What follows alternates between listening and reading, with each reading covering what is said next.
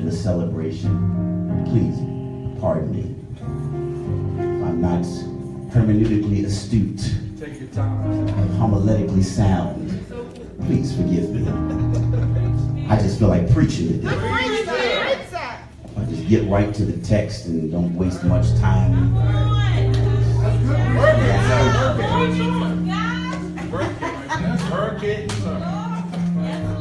Over Philippians chapter 1, I read one familiar verse in your hearing, verse 6. It says, being confident of this very thing, that he which has begun a good work in you will perform it until the day of Jesus Christ. I'll read it again. Being confident of this very thing, that he which has begun a good work in you will perform it. Yes, he will. Until the day of Jesus Christ. Father, we thank you for your word. We thank you for your presence. Send now the anointing that makes preaching easy. We have prepared, but we need your power. We study, but we need your strength. We are able, but we need your anointing.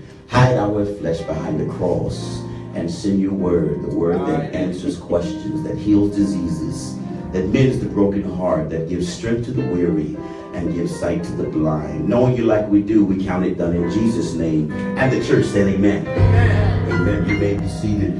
While you're sitting down, tell your neighbor, the show must go on. That is our theme. If you allow me for a few minutes to speak from the theme, the show must go on. In Christendom, it is paradoxical, didactic, that we have to accept the reality that we are worth nothing, meanwhile and simultaneously accepting that we are worth everything. Yeah. We have to, Paul tells at one time that I'm no novice. I've been on both sides of the coin. I've been the persecutor and now I'm the persecuted. I've been the afflictor and now I am the afflicted. I've been the one who did everything and learned everything, but now I count all that I knowing as dumb. I count it as nothing, because the position I'm in now is one that gives me experience with the God who I know and I serve, who changed my life, who reminds me that compared to him, I am nothing. And even though I am the creation and the workmanship of his hands, I still am worth nothing. David pens it this way: what is man that God is mindful of him, and the Son of Man that God visited him? For he made him just a little lower than the angels. And it's this very fact and this scriptural reference that we go to often and say that we are beautifully and wonderfully made. How beautiful are the feet of those who preach the gospel. The word of God tells us time after time again the worth and the value that we have, but it also reminds us that we are still made from dust. Still made from the dirt of the earth, and we go day in and day out trying to figure out who and where am I in God. What is it that I'm supposed to be? If I'm doing too much or not enough, if I am too much or thinking too highly of myself than I ought, or if I'm thinking not enough and now I'm degrading the very purpose and the very vessel that God resides in. Every day we struggle and fight, trying to find the perfect medium, trying to identify ourselves both in the spirit and in the natural. Who am I to be? Who am I? And if we struggle with this, oftentimes we we try to identify ourselves based on our surroundings.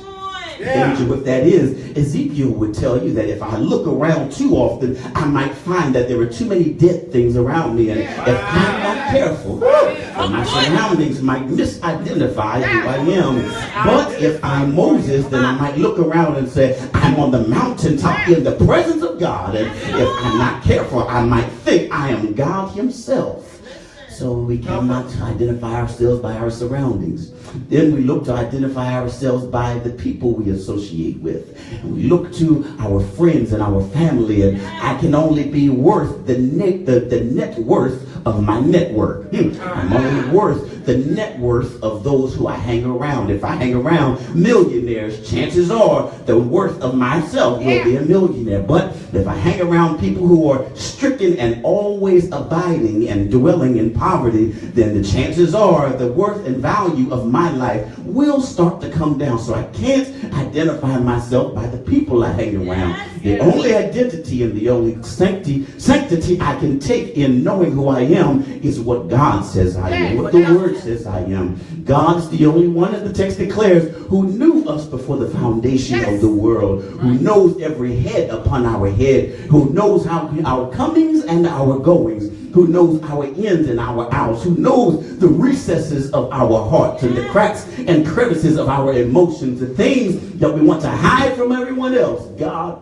knows. God knows. Yes, he does. Paul begins this letter to the church of Philippi from prison. He talks to them and opens giving them regard, giving them accolades. He encourages them in the text, verse 6, with his own experience. Being confident. Doesn't say I am learning or I am approaching, I am apprehending, I am getting there, but he says it from a position of talking past tense. There has been some experiences, and if I can testify, I have been through Heraclidon in my life. I have been through a storm or two. I have given my testimony, and I've lived like I should live. I lived the life that everyone around me suddenly now thinks I'm somebody different, and I've been taken from place to place, sent before magistrate and judge after magistrate and judge, and put in positions that if it were anyone else, they might have faltered. But I have been in the position that I can stand after taking everything into account, after analyzed all the data. He says, I am confident. How many of us in your lives can stand from where you are, from whatever position you're in, from whatever you're doing, whatever you're going through in your life, and say, I don't care what it looks like, I stand being confident. Because there was a point that I wasn't as much confident. I wasn't there. I wasn't always there. The Bible puts it this way: I believe, but Lord, help thou my unbelief. There's always a part of me that may not fully trust, that may not fully believe, that may not fully hold on to the horns of the altar, that might have a backup plan. He says, being currently confident of this very thing. Yes, sir. Come on here. Speaks a word of encouragement to the church. He that hath begun. Yes. Oh, Lord help. I feel like preaching. Bible declares that he is the creator of all things that were created. There is nothing that is created that was not created by him. Yes, talk good. He is the unmoved mover. He is the uncaused cause. He is, before there was a start, he already was before then. It is because God is this person, because he is this spirit, is because he is in this unmatchable and unfathomable position that now Paul refers to him and says, he is the one that begun. Because before you as the church, before you ascribe this to anyone else, before you put this title and this power to anyone else, that if there is anything happening in your life, it wasn't mama, it wasn't daddy, it wasn't boyfriend or girlfriend, it wasn't husband or wife, it wasn't your boss, it wasn't your mayor, it wasn't your senator, it wasn't the president. If anything that is happening in your life, the only and ultimate result is because he began. And when we give him the power, and when we give him the acknowledgement of what and who he is the unmoved mover. He is the one that before, when there was nothing in, he took something out of nothing and made something of it. He's talked, and the Bible says that he moved upon the face of the deep, and he pulled water out of nothing and then pulled land out of water. Oh, Lord help me. He was the one that put the buzz in the bee. He put the sweet in the peach. He put the moo in the cow. He put the meow in the cat. He put the bark in the dog. God was before everything. Paul says, if you identify with this God, he is the one that begun. And if it never finishes, all you have to know is God is a finisher. If I never get to see it, I know he's a finisher. He talked to Moses and said, Moses, I'm going to get y'all to the promised land. You might not see it, but I'm going to get you there. And sometimes we believe because we have not seen the finished work and the completed work of God, we have not seen the matured work of God, then God has not finished. But let me tell you this, my brothers and sisters, that if you never see it, if we don't, Martin Luther King said it this way, I've seen the promised land. And if we don't get there together, we're going to get there. If I don't get there, we will get there. Paul says, he that started, he that begun a good work. Talk this text. Not all work is good work. Not all. And if we have to take self-inventory and to do it honestly with some great degree of transparency, we know that there were some works that were mischievous in our lives. There were some works that took some investment, and it was not all of God. There were some works that of sin that I actually practiced and became good at. Don't raise your hand, don't testify, but if you think back in the history of your mind that there was some work being done that God was not pleased with. There was some work in my life that he did not start. There was some work that I took ownership and I invested in, and I joined myself to this other country, and I became someone who did not properly represent God. It was works that I started. It was works that I started. Paul says, being confident of this thing, that he who started a good work. A good work does not always look and feel like a good work. Does not always sound like a good work. If you were to hear nowadays that there was a woman who was sleeping, who was with a man, and they supposedly did not sleep together, but somehow she ended up pregnant and they were not married, you would look at her sideways.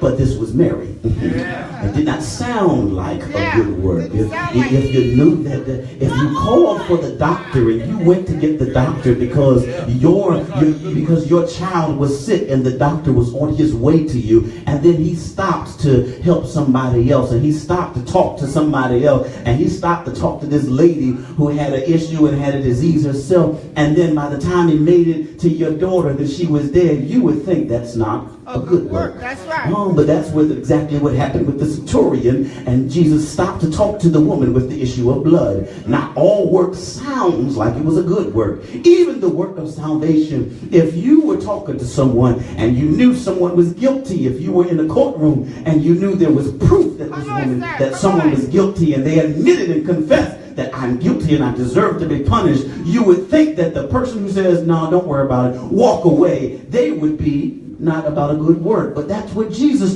said to the woman at the well. That I know that you don't have a husband. I know you don't have a husband, and the one that you have now ain't yours. But let he who is without sin cast the first stone, and told her, go thy way. When most of the good work doesn't seem and sound like good work, it seems like good work would make me feel good. I'd be able to point full to it and say, I've prospered because of this. I've gotten better because of this. And this makes me look good. This makes me sound good. People love me because of this. But to be honest, if you are really about a good work, you'll find that it's not the most attractive thing. It's not because it will bring you around people that aren't really the highest and the ones that are well spoken of. Being about a good work means I now put myself in the company of those who may not have a good work working in them. My job may not to be sitting in the throne and looking all polished and refined, but my job may be to hang with those that have a weird smell about them and might really have some dirt going on and might admit that I have this disease, I have this problem. Doesn't sound like a good work, but those are the people that God grooms. Those are the people. Those are the people that he said, I know you might want a nice shiny car to get around in, but I started a good work in you on the bus. I know you want to live in the suburbs in a six-bedroom, three-bathroom mansion, but I started the good work in you in the projects. I know that what you feel and what you think might be a good work is what you're aiming for, but what I've started in you does not always look and feel like a good work. Your talk says, good. be confident. I'm Be confident. confident. Come I'm on. confident. And he who started good work, Yes, sir. choose this word carefully, is able. All right. Because now the tense of the declaration changes from past to future. Now he's not talking about what happened.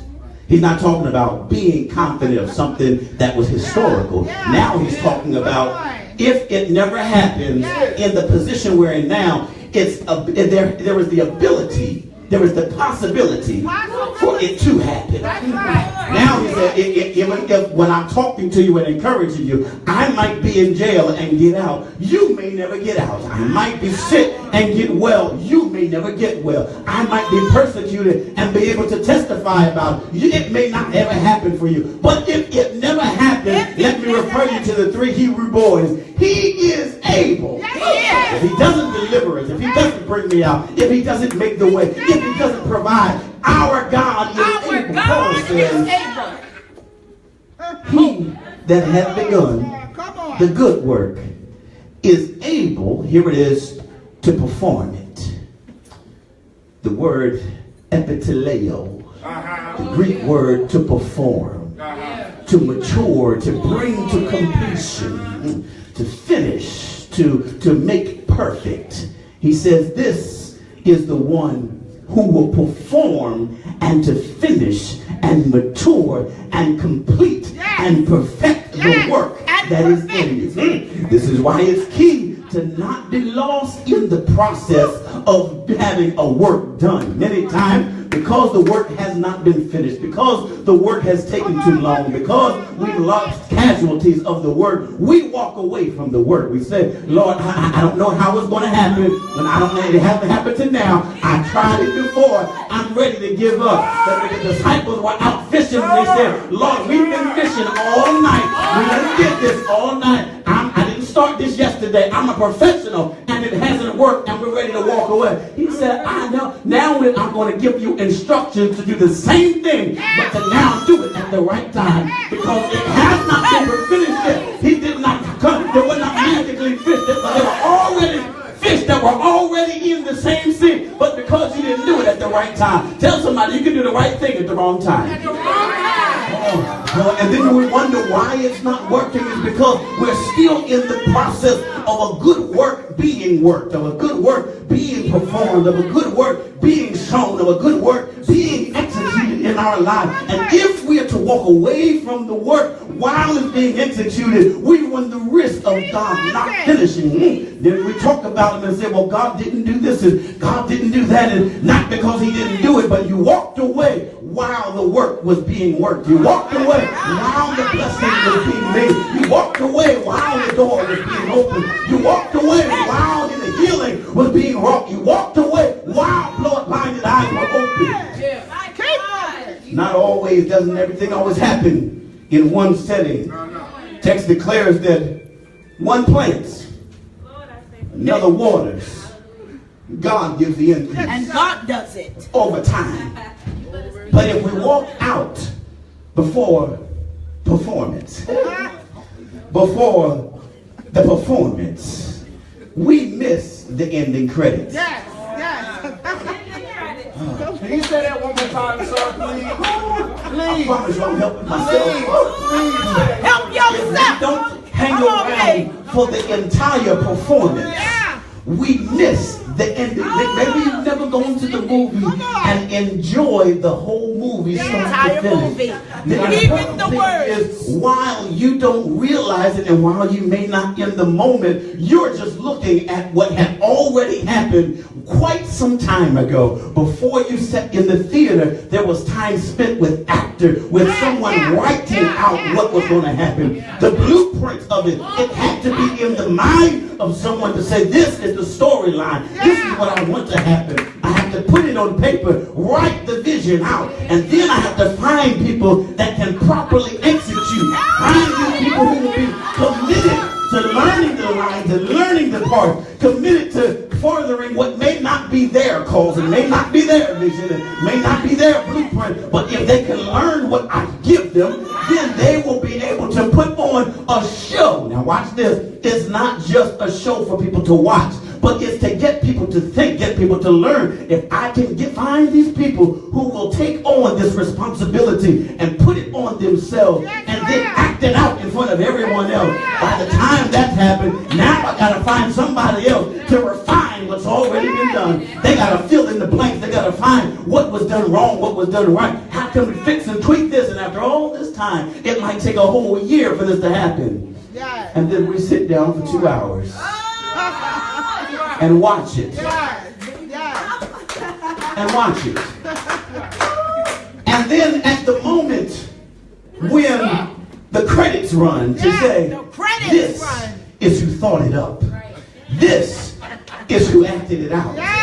These are the stage hands. These are the people who are behind the scenes, who never had an acting role, who was never in front of the camera, the people who never got their name mentioned, the people who had never had to dress up. These were the key people when the credits run. We're walking out. And we wonder why we can't appreciate good performance. Because if you've never been a good worker, if you've never been a good actor, if you've never had a good vision, if you've never written down in blueprints in your own life, then you can't appreciate when it happens in somebody else's. Don't walk out on the credits. You did 10 points for that. I gotta go. Stay to the Don't you walk out. No, Something else might happen. Who begun a good work in you is able to perform it.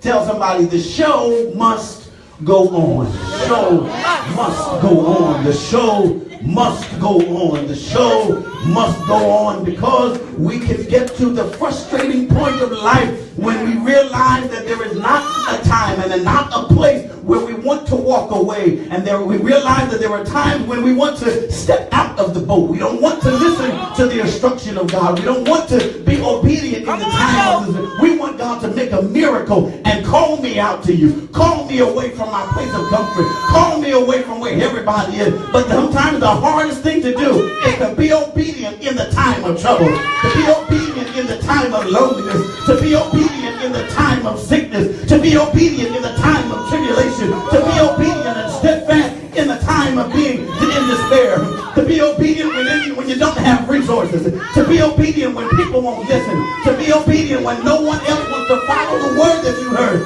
But I come by to tell somebody tonight that the show must go on.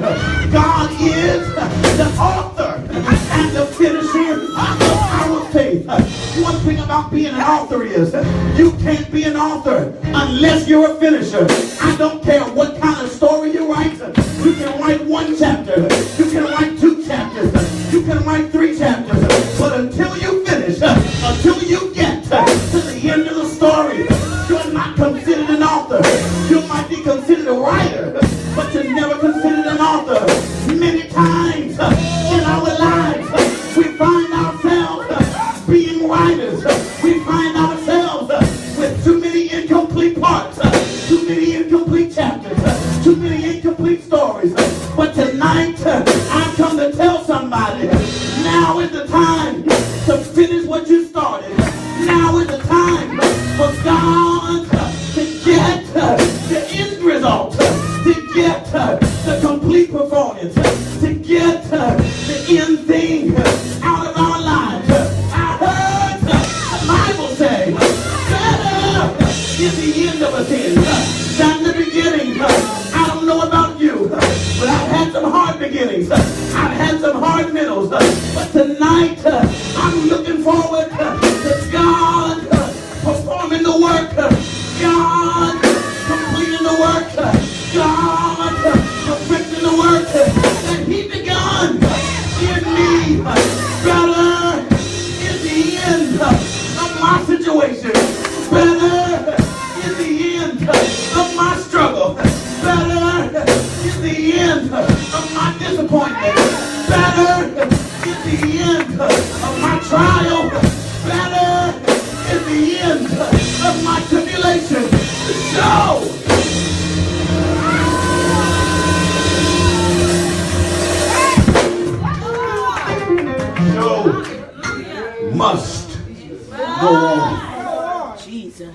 My God. If you know anything about theatrics, Sir. you know there were times when there were intermissions. But we can't we can't mistake an intermission for the end of the show. We can't mistake a popcorn break, a bathroom break as the end of the performance. Just because the curtains came down, just because some people exited stage left, doesn't mean it's the end of the performance. Hallelujah. I feel good here. Just because some people have to walk away, just because the cast changes every now and then, just because the lead role dies, just because those who started aren't there anymore, just because you don't have the same plot and the same storyline that it started out with, doesn't mean the performance is over. Don't mistake the performance to be over. Because the cast changed. Encourage you. He that begun, he who thought it, who knew it, he who planned it, he who chose you and me to perform it. To perform it. He chose those who to anybody else mean nothing.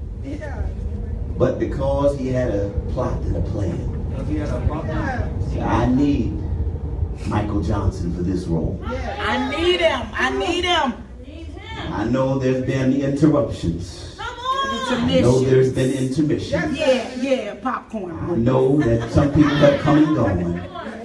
I know this and that has happened. But he who begun a good work, no matter how bad the show, it's a good work. No matter how bad, listen. Oh, I gotta get out of here. Kingdom Life, thank you for having me. No matter how bad the show, it's still a good work. No matter how bad the show, it's still a good performance. Just because you didn't enjoy it, don't mean I didn't do my job right. Just because you don't like it, don't mean I'm not doing what I was told. Just because you don't agree, don't.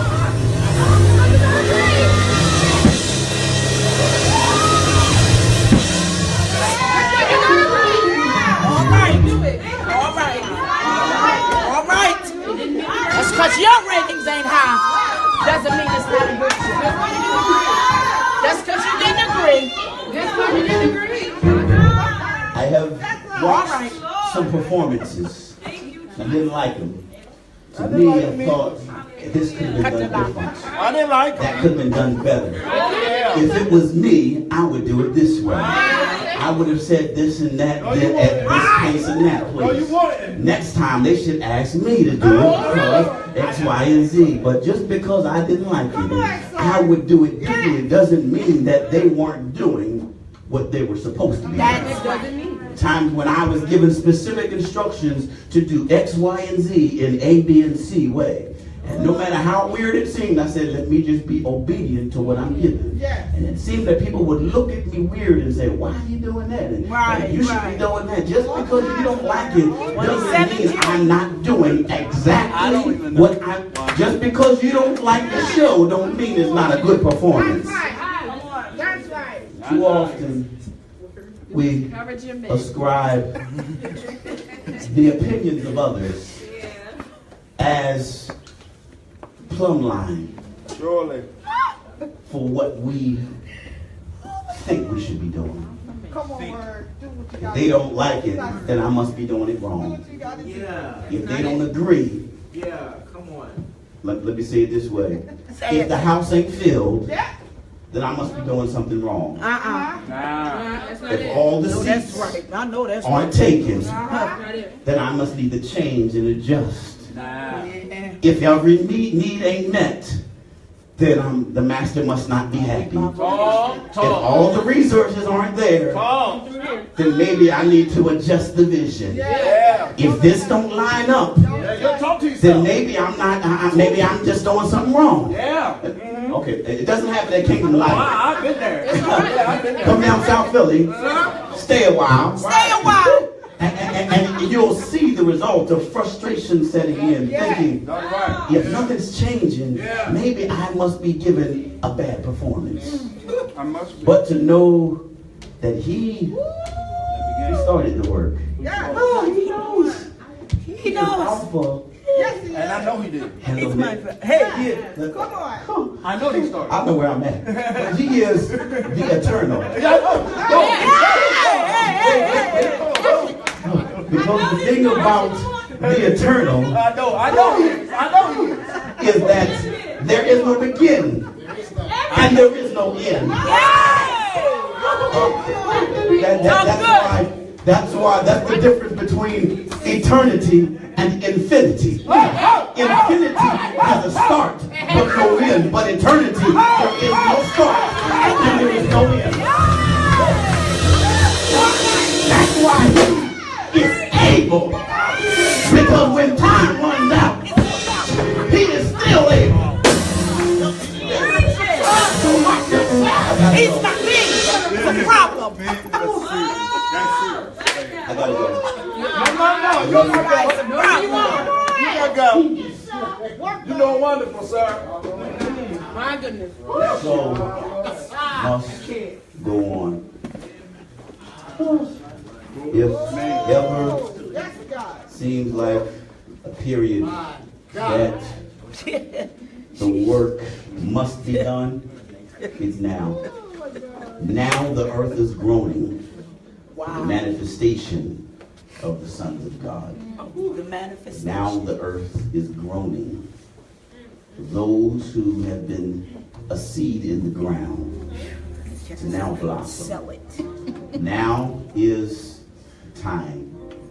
Those who have been set aside for a purpose to now become. The Bible declares that except a seed fall to the ground and die, it cannot give forth fruit. We don't mind being a seed. We don't mind having purpose in us. What we mind is dying. What we mind is being broken. What we mind is being buried. What we mind is the process before blossoming.